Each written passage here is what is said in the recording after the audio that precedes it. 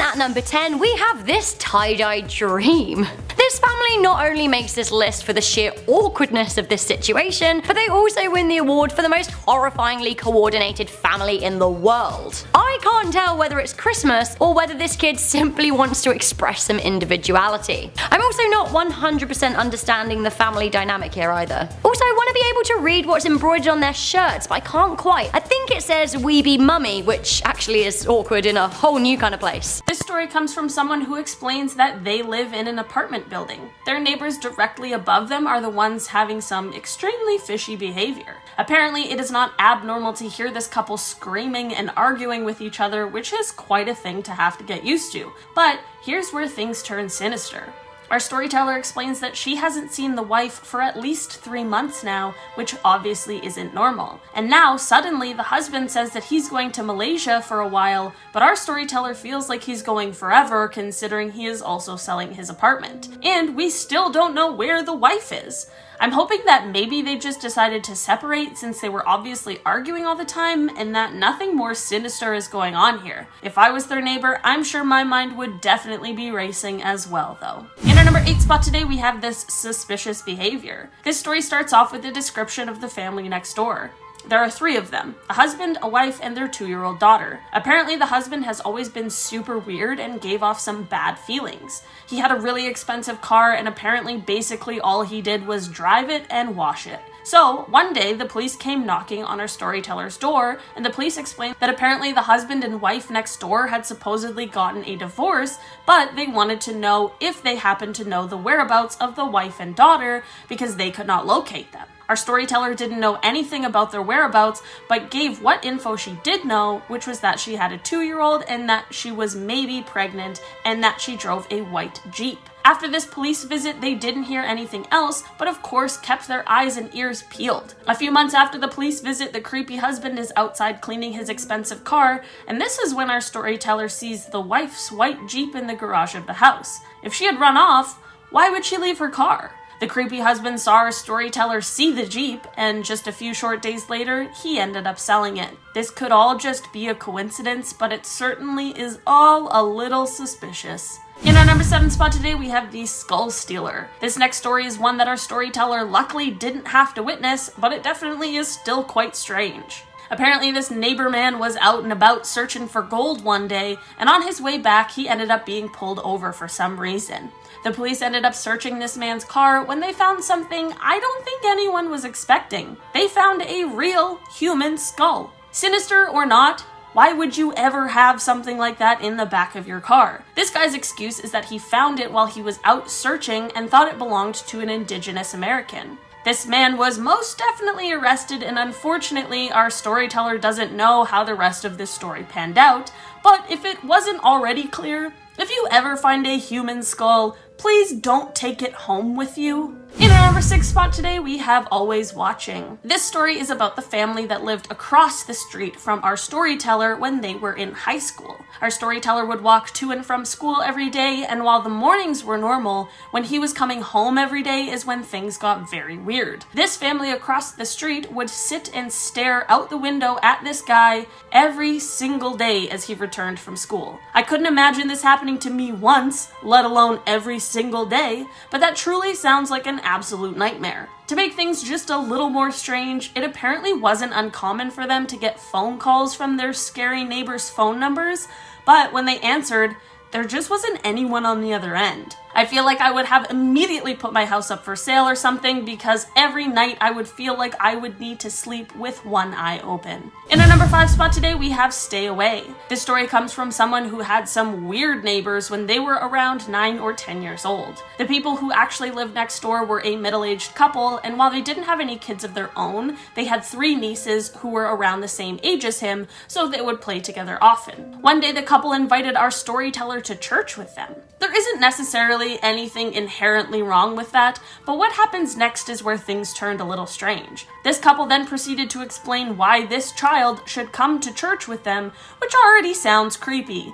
They began to explain that the world was about to end and that they were preparing for that. These fully grown adults literally told the child that if he wanted to live, he should go to church with them. I have a strong feeling that if he wanted to live, the best thing to do would be to absolutely not go to church with them under any circumstances. Who knows what church they were going to, but there's no way it was good. In our number 4 spot today, we have this dangerous fence. This story comes from someone from a family with 4 siblings for a total of 5 kids. They were all pretty rambunctious and unfortunately had the pleasure of living next to a family with 2 children, both of which were, of course, very well behaved. Obviously, the neighbor dad didn't take too kindly to living next door to a bunch of wild children, considering he had 2 perfect little angels.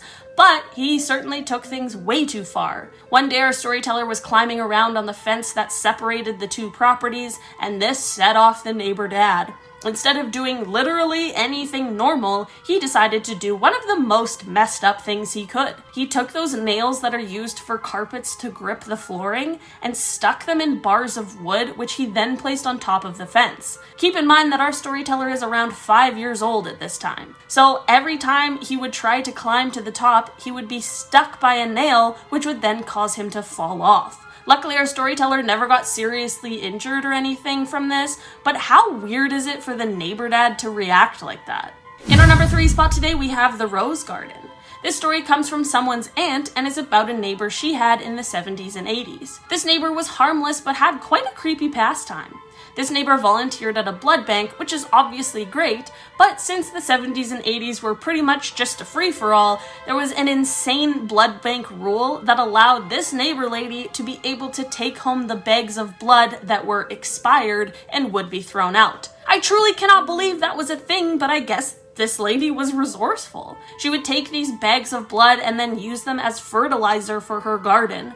Our storyteller's aunt explains that you would see her out there on her knees, digging around with a big floppy sun hat, just working human blood into the soil around her roses. They end off this story by explaining that all of the flowers in her garden were truly magnificent, and I guess maybe she really was onto something. In our number 2 spot today, we have the next door dentist.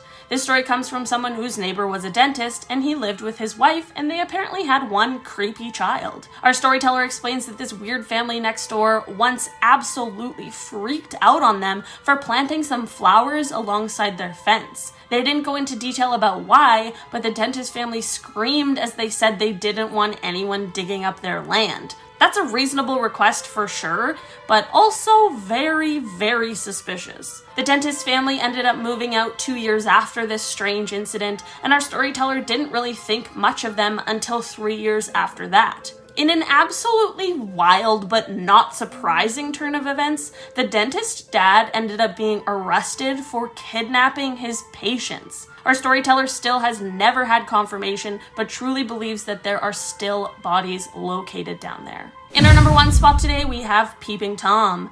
Okay, so this one is truly one of the creepiest things I have ever heard. This story comes from a man who lives with his wife, and they have a downstairs neighbor who is certainly something else. First, this creepy neighbor approaches the wife and says to her that he can hear her and her husband all the time, with a super creepy and sinister grin on his face, which is absolutely horrifying to even think of. This is already creepy, but this story unfortunately gets worse. One day the wife was painting the porch of the house and accidentally dropped a paintbrush.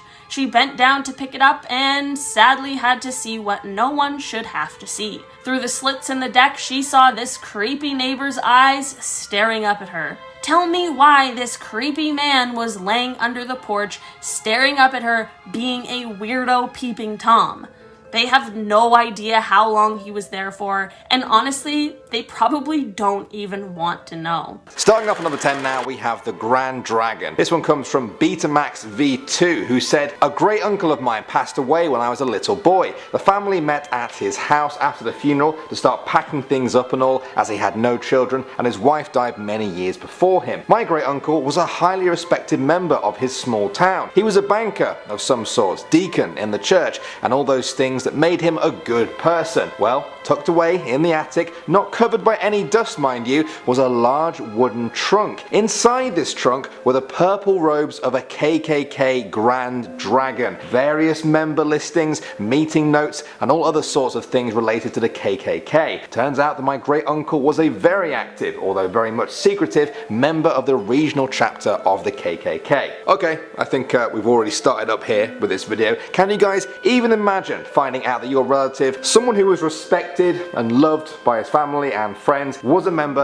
of the KKK? Probably the most famous white supremacy group of all time. I guess you'd have a lot of questions after that, especially for your family. Like, how didn't they know? In our number 9 spot today, we have the agent. This neighbor story comes from someone who lived in an apartment building and who had one neighbor who was exceptionally nosy and suspicious of others in the building. So much so that she decided to do something absolutely insane, which was to stage phone calls with FBI headquarters about other tenants in the building and what she called alarming behavior. This behavior she's referencing would have to be something super outlandish and crazy for her to go to those lengths, right? Oh no, we're talking like people coming home after 9 p.m. and she's like, better call the FBI. The story then continues on to say that she even went as far as to post a fake government notice on the walls of the building. This lady just will not quit. So, guess what made this lady stop all of her nonsense? Well, the storyteller decided to take a page out of her book and they staged a fake phone call. This time, they just loudly chatted about the illegalities of everything that this lady was doing, including her impersonation of an FBI agent. Who would have guessed? Shortly after this staged call, the neighbor lady stopped. In our number 8 spot today, we have Peeping Tom. Okay, so this one is truly one of the creepiest things I have ever heard. This story comes from a man who lives with his wife, and they have a downstairs neighbor who is certainly something else. First, this neighbor approaches the wife and says to her that he can hear her and her husband all the time, with a super creepy and sinister grin on his face, which is already absolutely horrifying to even think of. This is already enough to just give you the heebie-jeebies, but this story unfortunately gets worse. One day the wife was painting the porch of the house and accidentally dropped a paintbrush. She bent down to pick it up, and this is when she had to see what no one should have to see. Through the slits in the deck, she saw this creepy neighbor's eyes staring up at her. Tell me why this guy was just laying under the porch staring up at her being a weirdo peeping Tom while she painted the porch. They have no idea how long he was there for, and honestly, they probably don't even want to know. In our number 7 spot today, we have the next door dentist. This story comes from someone whose neighbor was a dentist and he lived with his wife, and they apparently had one kinda creepy child. Our storyteller explains that this weird family next door once absolutely freaked out at them for planting some flowers alongside their fence. They didn't go into detail about why, but the dentist's family screamed as they said they didn't want anyone digging up their land. That's a reasonable request for sure, but also a little suspicious. The dentist's family ended up moving out 2 years after this strange incident, and our storyteller didn't really think of them much until 3 years after that. In an absolutely wild but not surprising turn of events, the dentist dad ended up being arrested for kidnapping his patients. Our storyteller still has never had confirmation, but truly believes that there are still bodies located there on the property. In our number 6 spot today, we have Always Watching. This story is about the family that lived across the street from our storyteller when they were in high school. Our storyteller would walk to and from school every day, and while the mornings were normal, when he was coming home every day is when things got weird. This family across the street would sit and stare out the window at this guy every single day as he returned from school. I couldn't imagine this happening to me once, let alone every day. That truly sounds like an absolute nightmare. To make things just a little more strange, it apparently wasn't uncommon for them to get phone calls from their scary neighbor's phone number, but when they answered, there just wasn't anyone on the other line. I feel like I would have immediately put my house up for sale or something, because every night I would feel like I need to sleep with one eye open. In our number 5 spot today, we have The Cat Came Back. Okay, last time,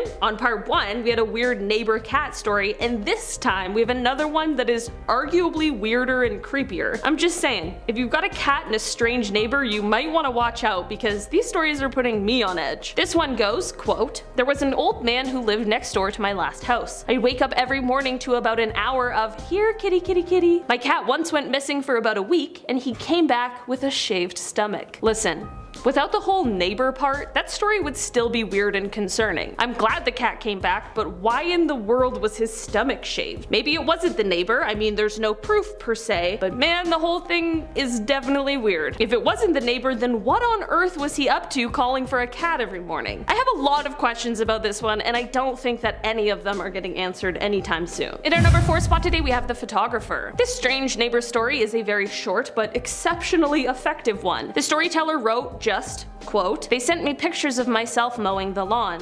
I had no idea." Imagine getting a photo of yourself that you had no idea someone else took, let alone your neighbor. I feel like I would always feel as if someone's eyes were on me after that. Just full of paranoia to the brim. In our number 3 spot today, we have the eavesdropper. This neighbor story is about someone who loves to eavesdrop and get involved in things that certainly aren't their business, and they managed to take it way too far. This person wrote, quote, "We had this neighbor that was always in our business. He would tap our phone lines and listen to our problems and then call my grandfather to tell him what was going on with my parents' marriage. We would also find footprints in fresh snowfall walking all around our property and onto our deck. Weird dude." Honestly, I feel like I would be making up some crazy outlandish stories just to test to see if this man really was listening in. I would say that I had like treasure buried in the backyard or something and see if he tried to dig it up. This story certainly is strange, but the storyteller seems fairly casual about the whole experience, so it seems as though it's a story that stuck with them but didn't bother them too much. In our number 2 spot today, we have the vet visit. Okay, I don't know what it is with people and pets, but neighbors seriously need to leave other people's alone. This story starts out with a storyteller taking their dog for a pretty regular or standard visit to the vet. While on this visit, however, things start to take a turn when the vet tells them to stop feeding the dog human food. This confused them because they were quite strict about only feeding their dog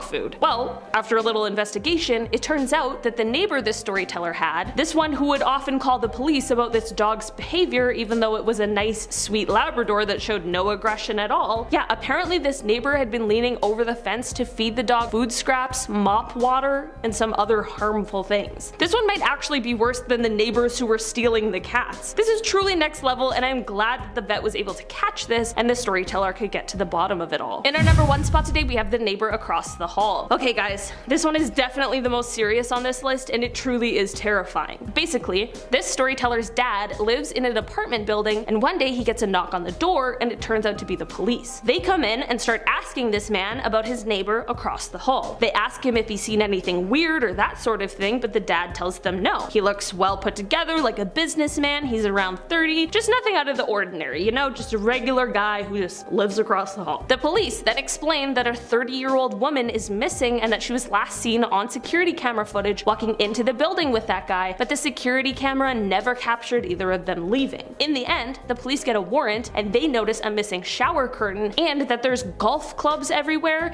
and at this point they place the neighbor under arrest. Sadly, about 3 weeks later, the police found the missing woman, but someone had taken her life. They then go on to write, quote, "Then about 2 months ago they found more tapes. As the investigators went back to look at them, they discovered the man leaving the apartment with his golf bag. But like I said earlier, all of the clubs were in his room. It definitely doesn't take a rocket scientist to figure out what is going on here at all. I guess this neighbor guy is now saying that it was an accident and he panicked and tried to hide it because he had a girlfriend." At the time the person posted this story, the guy's trial was coming up, and I'm sure it didn't exactly go well for him. Number 10. The Mars family. I want candy. You want candy. We all want candy. The Mars family owns Mars Inc., which is, and you guessed it, the Mars bar company. They are one of the world's largest candy and pet food companies, right? Like what? Like how do those go together? You know? Kinda weird. The family themselves come from humble beginnings. Frank Mars started Mars Inc. way back in 1911 when he started selling candy from his kitchen in Tacoma, Washington. The malt flavored nougat we all know and love wasn't actually made until 1929, when they came up with the Milky Way. How exactly they made the transition from candy to pet food is like beyond me, but that aspect of the biz expanded in 2017. They acquired the animal hospital company VCA, making a $9 billion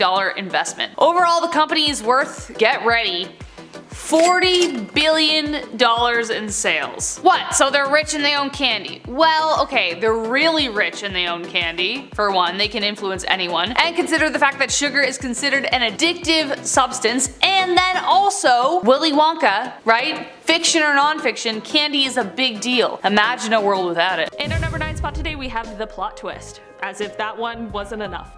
Okay, this story is a short one, but man is it effective. They start out by saying, quote, "I used to live in a house that was split into 2 apartments. My neighbor had the lower half and I learned we had issues with the HVAC when their cigarette smoke came visibly pouring out our registers, stank up everything we owned." Okay, that definitely sucks. I'm sure it's a situation many people have dealt with before, and it would be really frustrating, and honestly, it's hazardous. Surprisingly though, this isn't the worst of it. There's one more sentence to the story, and it somehow still manages to take us on quite a journey. So after they wrote, quote, "stake up everything we owned," they finished with, quote, "then one of them stole my car."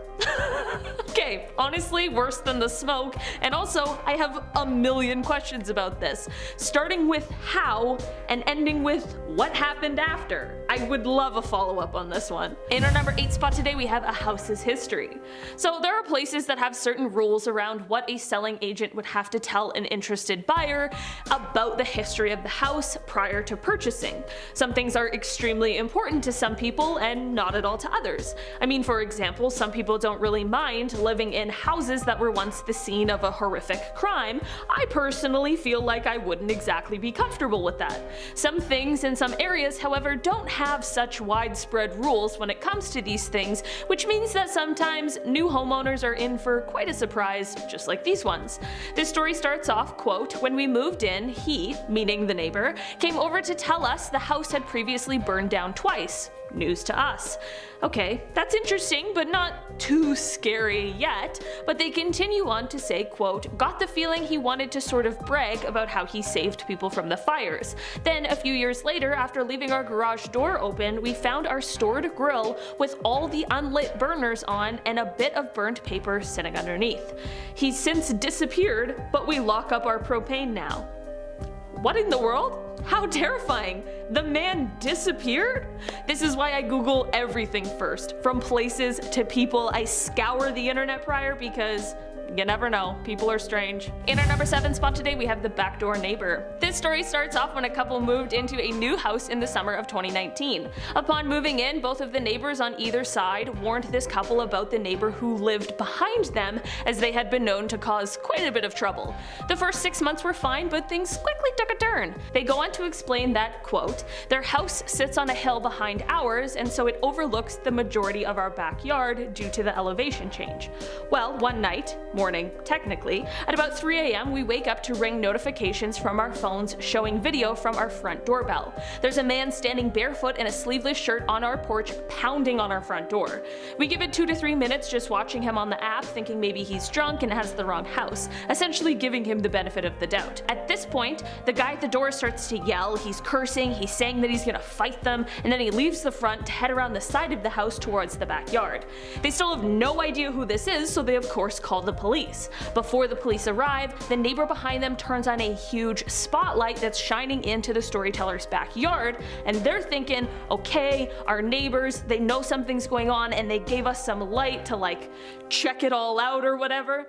Turns out, not the case at all. Once the police arrive, it becomes clear that the spotlight neighbor is the one who was pounding on the door, and here's the reason. The neighbor said to the police when they showed up that he was angry because a few nights prior, in the middle of the night, the storyteller let his dog out in his own backyard, but that when he did it, he was in his boxers, and the neighbor was claiming that he did it on purpose to make him uncomfortable since their yard looks down on the storytellers and they could see everything. They then write, quote, "He then followed this up to the police with evidence, which consisted of videos he had taken through our windows of my wife and I inside our own home doing totally normal things like chores, watching TV, etc. Nothing inappropriate or scandalous, not that it would have mattered anyway, we were in our own home." This story truly is next level. In the end, the police clearly understood that there was a breach of privacy, and it is said that the weird neighbors moved out a few months after and the couple celebrated that like it was a holiday. And I do not blame them one little bit. In our number 6 spot today we have SAUD. Okay, so what happened to friendly neighbors coming over to ask to borrow a cup of sugar? Was that ever how things were, or is that just what movies in Hollywood fed us? It's gotta be made up, right? Or else how did we get from that to this? This story reads, quote, "A guy named SAUD. He straight up smelled like tuna all the time. He'd come knock on our door to ask for random things in his robe. A rubber band, an apple slicer, a doorstop, like probably once a week. My bedroom door faced his kitchen, and sometimes I'd look over and see him lying on the floor. It was bizarre. SAUD, what in the world is going on? Are you okay? Listen, this isn't the scariest or the worst neighbor. The man just needs some items and likes lying on the floor. I'm certainly not judging, I'm just wondering why. I would have a lot of questions for SAUD if he was my neighbor, but hey, at least he's not out here causing harm. That's definitely more than we can say for some other people on today's list." In our number 5 spot today, we have the early riser. Okay, if anyone has any idea as to what could be going on in this one, please let me know, because from where I'm standing, it just is all extremely weird. This weird neighbor story explains that this specific neighbor loved to get up early. Not like absurdly early, but a solid 6 a.m. wake up every day, which is for sure a commitment. That isn't weird, a lot of people do that, but what a lot of people don't do after their 6 a.m. wake up every day is proceed to go out into the backyard of their home and fight a random mannequin while shouting at the top of their lungs.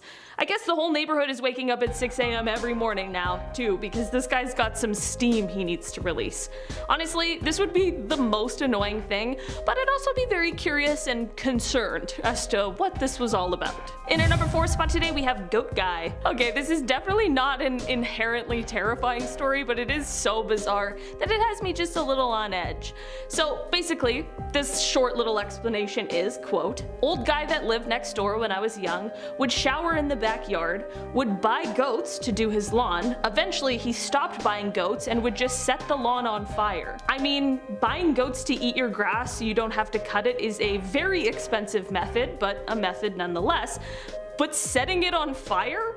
What an absolute hazard to yourself and everyone around you. There's just so much bizarrety going on in this one, I don't even know what to think." In our number 3 spot today, we have Linda Listen. This neighbor story starts off with a storyteller explaining that they have quite a few interesting neighbor stories from this one in particular named Linda. They go on to write, quote, "Linda would often have men outside the apartment building that she locked out screaming her name. But the best story regards a boyfriend Linda had who insisted my roommate and I call him the Captain. About a week after meeting him, we came home to a wedding announcement for Linda and the Captain.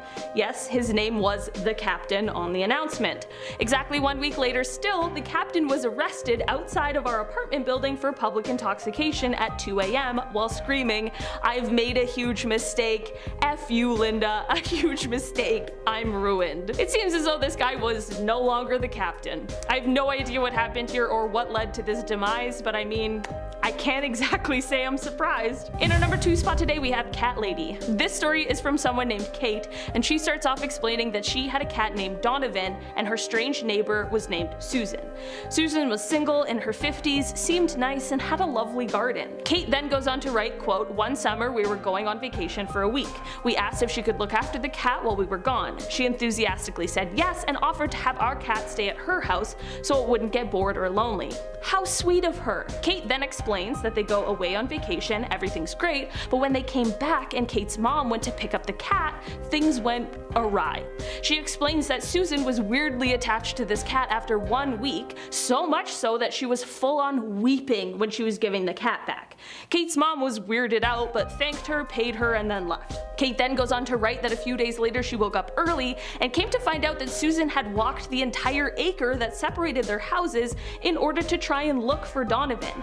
She was saying that she just needed to see her baby. Kate says that it was weird, but they let it go this time. But then she writes, quote, "Then one day we had let our cat out for a while, it was an indoor-outdoor cat, and when we called him to come in, he didn't come. We checked all the places he usually lounged and he was nowhere to be found. We searched for hours. Finally, after a day of searching, my dad said, 'Oh my god, Susan. Could she?' My parents quickly went over there to ask if she had seen the cat, and Susan vehemently denied knowing anything about where the cat was. She was visibly angry about being asked and then offered up, 'What do you think, that I stole him?' Then my mom started calling his name and whistling for him, and before Susan could get the door slammed, he strolled to the door from somewhere inside the house and greeted my mom with a meow.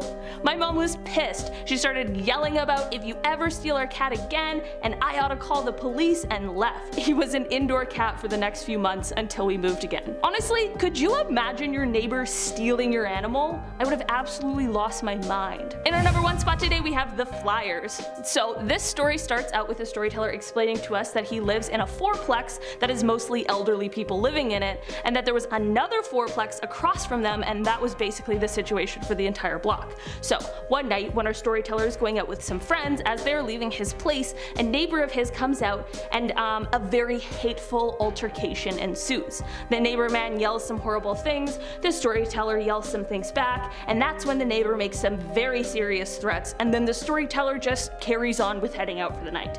Then he goes on to write, quote, "Well, when I got home, he had super glued my screen door completely shut, poured hamburger helper or something similar into my AC unit, scratched up my very expensive and still quite new Lexus SUV. This isn't where it ends though. They then take photos from the storyteller's Facebook and use them to spread a horrible, dangerous rumor about the storyteller. The insane neighbor used these photos to make posters and flyers spreading this rumor, and then on the back of them, quote, he stated where I worked, what time I left, what time I arrived, when I took lunch, and where I went on the weekends. It was very unusual. I ended up having to take him to court, file a restraining order against him after he showed up to my job, threatened to burn down my building, which I finally had enough and went outside to fight him. Luckily, my employees already had him cornered out in the parking lot. Thank God for restraining orders." Starting off our list, in our number 10 spot, we have impeccable timing. Okay. This story is one that has quite the plot twist that I absolutely was not expecting. It reads, quote, "There is this one guy in my neighborhood. We seem to operate on the same schedule since we see each other at the bus stop almost every day. We never talk much, he always just asks me for a cigarette and I usually give him one. The problem is that I don't have a sensible schedule. My classes are at a different time every day and get rescheduled more often than not, and I make my own work hours, so I just come in whenever. Last time I saw him was a couple of hours ago. I'm walking home, middle of the night, and some guy jumps me from the back saying, 'Do you have a cigarette?' I turn around and it's the same guy just strolling around the neighborhood at 2:30 a.m. looking for somebody to lend him a smoke. My instincts are telling me that something is seriously wrong here, but what do you guys think? I don't feel like this is just a strange coincidence." Number 9, the Morgans. The Morgans sound like the family that lives next door who outdo everyone when it comes to like holiday decorations, but I'm talking about the JP Morgans, who could probably do that and control the world at the same time. The Morgan family is one of the most influential American families. Their dynasty is tied to banking, and you have probably heard the name JP Morgan over like 100 times in passing. At the turn of the century, Morgan was the most influential businessman in America. He was so admired and respected that on the day of his funeral, the stock exchange remained closed until 12 p.m. To give you an idea about how much financial success he attained, he bailed out the US Treasury twice. His ability to do this no doubt caused great uneasiness among other people and resulted in the development of the reserve system in late 1913. Today, the Morgans still maintain their political and financial influence, not just in the US but also in Europe, as their company is there as well. So, world connections. Number 8, Pritzker. Arriving from Ukraine late in the 19th century, the Pritzker family made everyone believe that the American dream could be reality. 50 years into their journey as entrepreneurs, they finally started to invest in real estate. That one decision led to over 900 hotels the family owns today, plus an airline and a cruise line just for like extra pizzazz. Ever heard of the Hyatts? That's them. Like many on this list, they are not without shares in different financial institutions, amplifying their influence. After all, if you got your hands on someone else's money, well, you can pretty much do what you want. J.B. Pritzker was the governor of Illinois in 2019, so there's the political influence, and his sister Penny worked as the Secretary of Commerce in the Obama administration. So not only are they the 9th on the Forbes list of richest families, their political influence is even more obvious. Their net worth is over $32.5 billion, which they use to back the presidential campaigns of Obama and Hillary Clinton. An astounding amount of wealth, which of course has been met with competition and strife. Liesl Pritzker Simmons, once a child actress known for Little Princess, didn't know this, now a prominent impact investor, actually sued her own father along with her entire family in 2002. Her father and cousins looted her and her brother's trust funds, so she filed a $6 billion lawsuit, settling with $500 million plus $280 million in cash, plus more control over her trust valued at $170 million. So not quite the $6 billion she wanted, but still, no complaints, I would hope.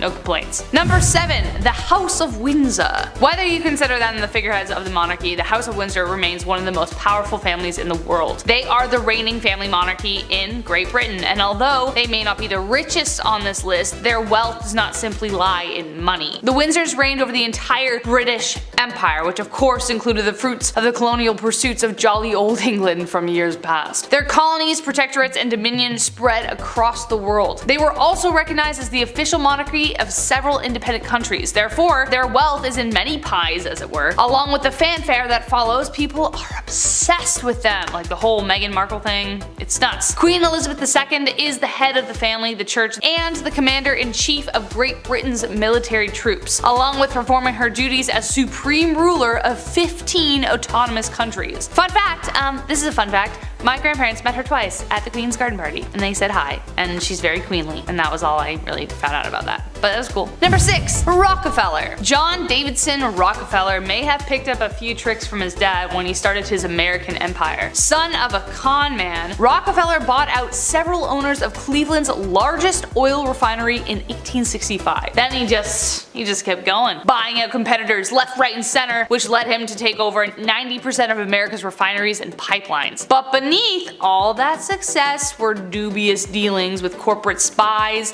secret railroad deals, bribery, leading the US attorney to sue Standard Oil after this came to light. However, the trial only resulted in the company breaking off into 34 sub-companies and allowed Rockefeller to maintain ownership. By the time John D. died, his assets equaled out to 1.5% of America's total economic output. That's more than anybody has ever made today. Today, the 200 descendants of the Rockefeller family have a net worth of over $11 billion, which is significantly less than what they had before. Though their considerable wealth is not what it once was, their name still carries immense weight to this day. John's grandson, David Rockefeller, is the man who stirred up rumors of conspiracy in the 1950s due to his highly secretive meetings. His enigmatic behavior added to fuel to the fire towards the suspicion that the Rockefeller family seeks to gain or maintain control of the world. Number 5. The House of SAUD. I feel like if you even have your baby toe dipped in oil somewhere in the world, in a metaphorical sense of course, you can control the world.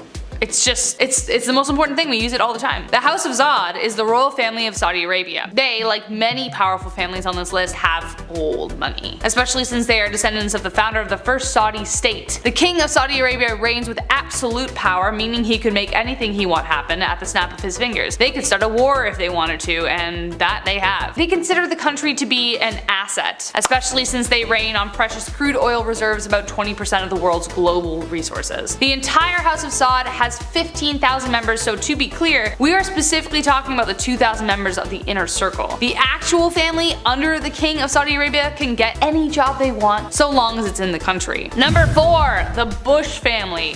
Yup, we mean that one. Of course, you would expect the families on this list to have political connections, otherwise how else would you rule the world? Their family has made it into the political offices for over 70 years, with good old G.W. Bush being the 43rd president. But of course, we must discuss a pretty seedy scandal. Documents finally declassified in 2003 revealed that Prescott Sheldon Bush had dealings with the German army during World War II. The Guardian reported in 2004 that Prescott worked for and profited from companies closely involved with the German businesses that financed the man who rhymes with Hitler's rise to power, meaning he could have been prosecuted for providing air and comfort to the enemy that killed millions of innocents. Additionally, this is crazy. Additionally, he continued his support after it was revealed what the Yahtzees were doing, and you know what I mean by Yahtzees, I just can't say it because YouTube, censorship. Ugh, I hate it. But anyways, the documents even imply that the US knew where the camps were and could have disabled them long before they were finally discovered. Number 3. Rothschild. The conspiracies surrounding this family appear to me never ending, and some of them may be right. After all, the possibilities are endless when you carry that much influence in your wallet. The Rothschilds are one of the most wealthy families in the world, and their legacy goes all the way back to the 17th century. That is the oldest money I think we have on this list. Mayor Amschel Rothschild established a banking business back then and became the personal banker for the German royal families. His 5 sons then took the business and expanded it into London, Paris, Frankfurt, Vienna, and Naples. British and French war efforts have relied on their funding, including the Napoleonic Wars in 1803 to 1815. This family literally had a hand in the success of war. If that's not power, then I don't know what is. Though their business remains in control of banking, they also have hands in real estate, oil, and construction, so basically everything around us. Number 2, the Murdochs. No, I'm not talking about the Canadian classic everybody watches on a Sunday that's been running forever, Murdoch Mysteries.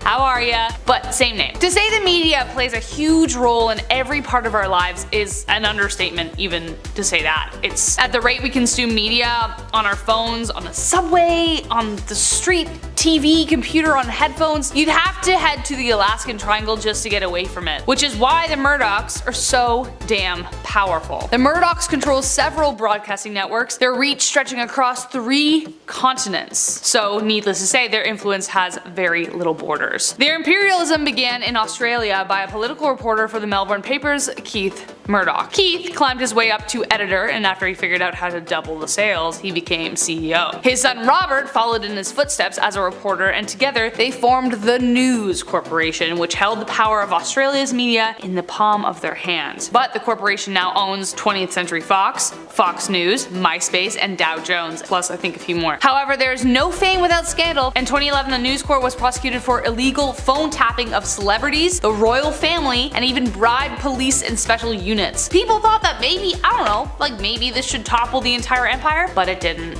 It remains standing, and who knows what's happening behind the scenes. And last but not least, number 1, the Waltons. And hitting in at number 1 on the Forbes list of America's richest families, we have the Waltons. Their net worth being $247 billion. Fun fact, if you were to start counting to $1 billion today, it would take you 30 years to complete. So imagine counting to $247 billion. Somebody do the math for me down below in the comments. Guess what they own? Walmart, which is the world's largest retailer by sales. However, they also own Arvis Banks, right? Which operates 16 banks in Arkansas, Oklahoma, Missouri, and Kansas. An unfathomable amount of wealth that this family hoards, and it looks like they want to keep it that way. The Waltons have played a lead role in eliminating the federal estate tax, which would essentially help billionaires evade estate tax entirely, right? Their influence also carries over easily into politics, considering the average election campaign costs $10 million. The Waltons could easily make that in under a day on their business earnings alone. According to Bloomberg, they can make around $100 million a day. Who do you think gets to dictate the terms when your candidate needs money? On top of that though, they also donate a lot of money towards education and environmental initiatives, and of course have their grand share of vintage cars, art, and properties. Apparently it still sucks to work at Walmart though,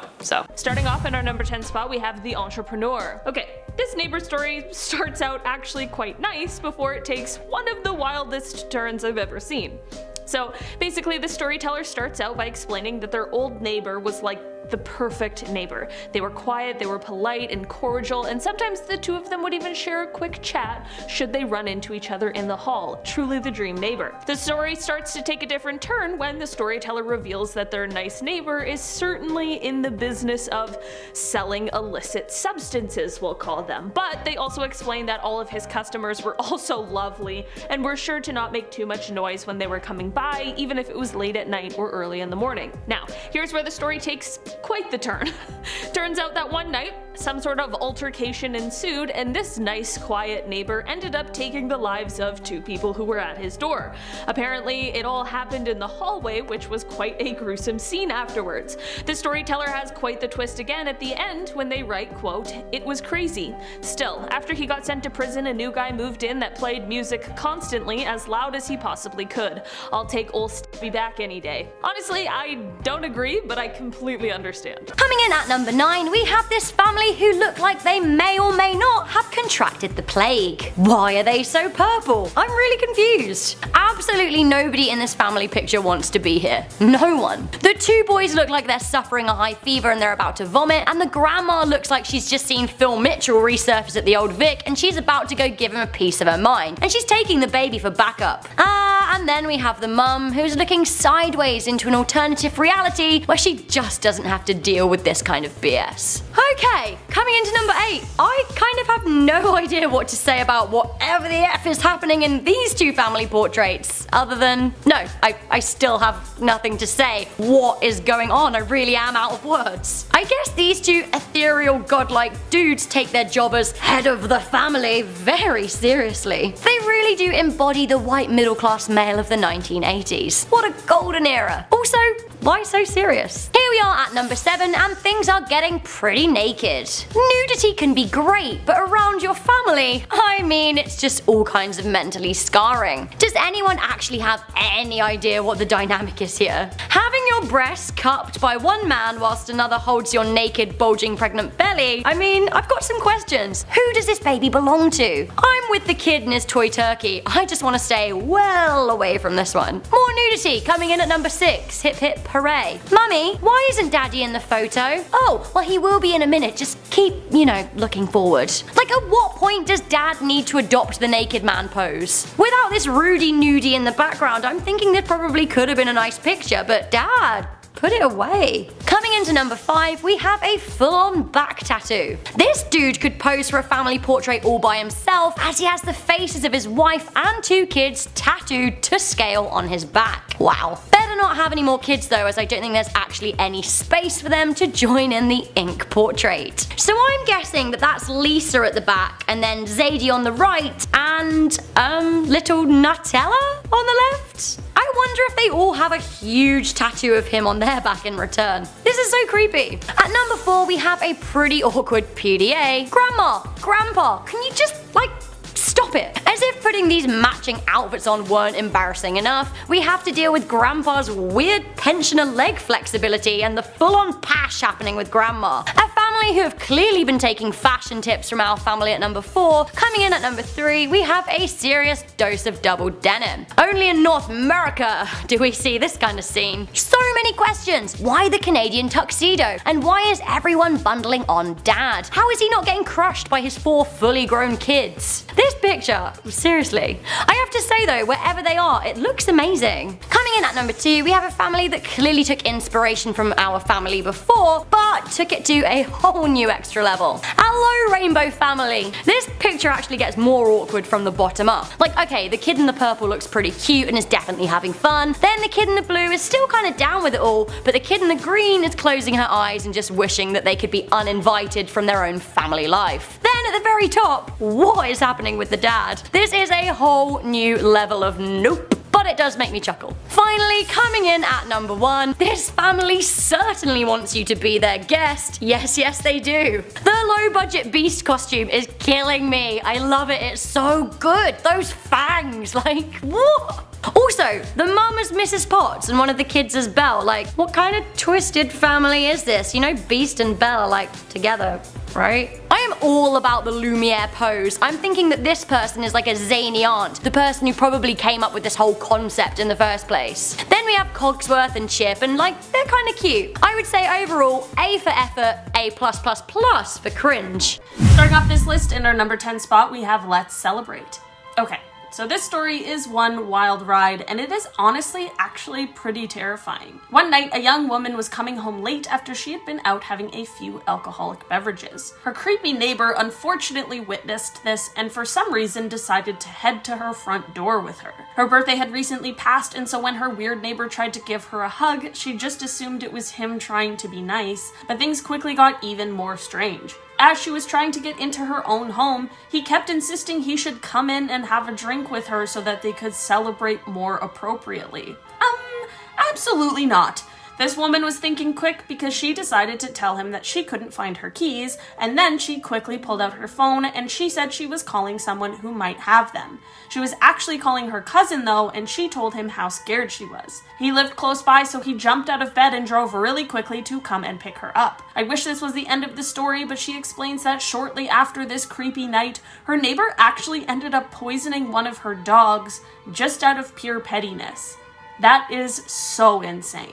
Moving on to number 9 now, we have The Milk. This one comes from Kleinboy, 1987. Now he said, my great-grandfather hit his wife with a fire poker and slit her throat. He then proceeded to blow his head apart with a shotgun. He sat down in a rocking chair and used his cane to push the trigger, all over an argument of whether it was too cold for me to walk to the grocery store to get some milk. That's it. That's the whole story. That's everything. There's nothing more to help us try and wrap our heads around what happened here. The couple were arguing over whether this storyteller would be alright getting milk due to the cold, and he murdered her over it and then killed himself. Now I'm guessing by the fact that they're referred to as great-grandparents that they were pretty old when this happened. What would cause someone who's been in a marriage for decades and decades to just suddenly snap like that? I think there's more to this story, but honestly, I'm not even sure I want to know. At the number 8 spot now, we have Dog Heaven. This story comes from New Orpheus about his wife.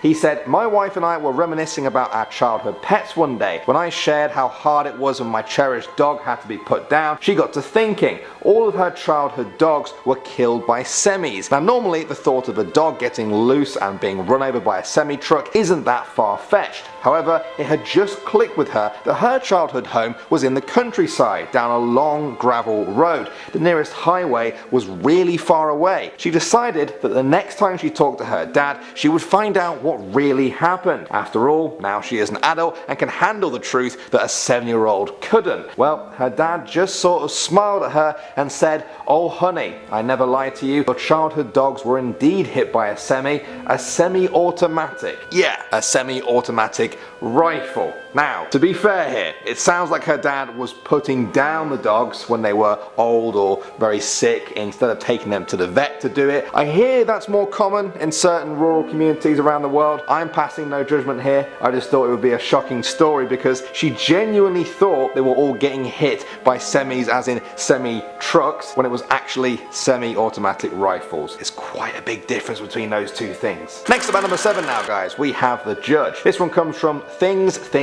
Thing, who said, "The real reason my aunt moved back to my hometown was she was briefly kidnapped by some bad guys she displeased in her work as a judge. The guy held her at gunpoint and told her she could either leave town in the next 24 hours or be taken back in. I was like 8 at the time, so everyone just told me she moved back because she missed us all. I found out about it when my brother and I were rehashing old stuff 10 years later." Now I'm sure all the adults in this family had mixed feelings about the auntie returning. Yay, auntie's back in town for good because she misses us, but oh no, it's actually because she was told to leave at gunpoint where she worked as a judge. That's really scary. It's also kind of scary to think that some criminals can subvert justice like that. Maybe you guys think this is exceptionally rare though. I hope it is. Moving on to number 6 now, guys, we have The Other Child. This one comes from Egg Coroner, who said, "I just found out that my grandparents wanted more kids but were having trouble getting pregnant for a second time. They adopted a toddler-aged brother and sister when my mother was 7. Soon after, my grandmother got pregnant. The girl then died from a very mysterious fall down the stairs and the boy was quietly given to another family. They never ever spoke of either child from that day forward. I thought she was pulling my leg, but a quick search turned up the girl's death record. I was never close to that grandmother and can't help but think back to every weird aspect of that woman and all the strange relationships she had with her family." Wow.